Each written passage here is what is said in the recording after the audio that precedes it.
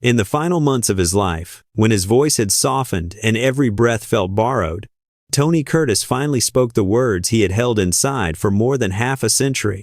Sitting in a quiet room in 2010, weakened by COPD yet still holding that unmistakable sparkle in his eyes, he whispered, "There were things about Burt Lancaster, things I never told anyone."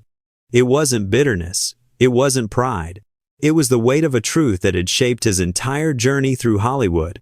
And as those closest to him leaned in to listen, they wondered, what had Tony been carrying all these years? And why did he wait until the end to release it?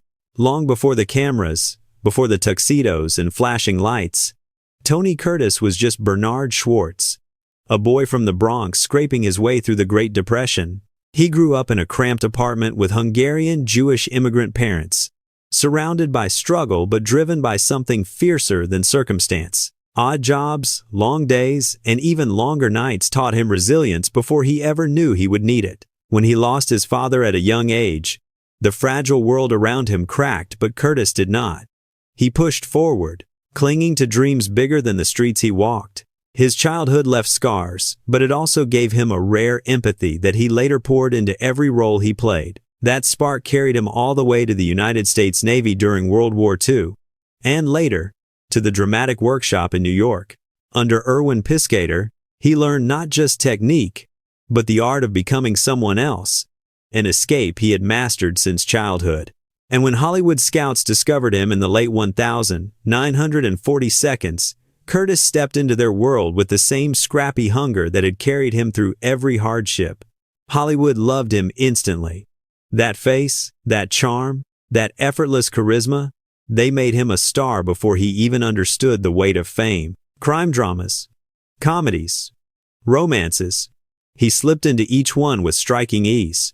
But as he rose through the ranks, one man stood like a mountain in front of him, Burt Lancaster. Their destinies collided on films that would define a generation.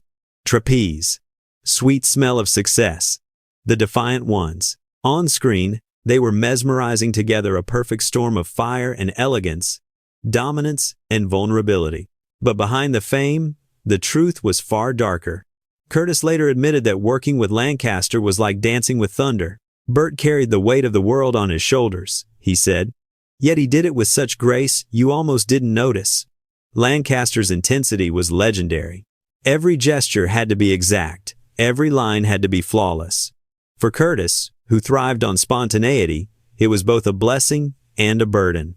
Behind closed doors, their personalities clashed. Lancaster pushed him, sometimes too hard, refusing to accept anything less than perfection. Curtis admired him deeply, but some days, the admiration felt like a cage. He once confessed that the pressure sometimes left him standing alone on set, questioning whether he could ever match a force as powerful as Burt Lancaster. It was rivalry, yes, but it was also silent mentorship, brutal and transformative. And this was only the beginning of the heartbreak. As Curtis's fame soared with films like Some Like It Hot, the expectations only grew heavier. His personal life unraveled as he moved from marriage to marriage, searching for stability in a world built on illusion. Janet Leigh, Christine Kaufman, Leslie Allen, Andrea Savio, Lisa Deutsch, Jill Vandenberg. Each marriage offered hope, and each revealed new fractures inside him. Hollywood adored Tony Curtis, but Tony Curtis was still searching for someone who saw Bernard Schwartz. Meanwhile, Lancaster continued to loom over his memories. Curtis admired him, feared disappointing him, envied him, and learned from him all at once. Their rivalry pushed Curtis to some of the greatest performances of his life, but no one knew what was coming next. As the years passed, the tension between them softened. Curtis saw a different side of Lancaster, the quiet humor, the private regrets, the tenderness he hid from the world. Off camera, Lancaster would talk about his family, his struggles, his fears. Behind that tough skin, Curtis said, was a man with a very real heart. This revelation changed everything. Then illness struck Lancaster, robbing him of the strength that had once defined him. After his stroke, Tony visited him not as a rival, not as a co-star, but as a man who finally understood the bond they shared. Lancaster couldn't speak much, but when Curtis took his hand, Burt squeezed it. A lifetime of tension dissolved in that single silent moment. When Lancaster died in 1994, Curtis carried both the joy and ache of their complicated connection. For years, he stayed silent, guarding the private truths that fame had never allowed him to share. But as his own health deteriorated and COPD tightened its grip, he finally spoke openly. His admiration, his struggles, his gratitude, his confession. In July 2010, when doctors told Tony the truth, he already sensed that his time was running out. He didn't hide from it. He embraced the peace he had spent decades chasing. On September 23rd, he took his final breath, leaving behind a legacy carved not only in film, but in the hearts of those who understood the boy he once was and the man he fought to become. In the end, Curtis's confession about Burt Lancaster wasn't a scandal at all.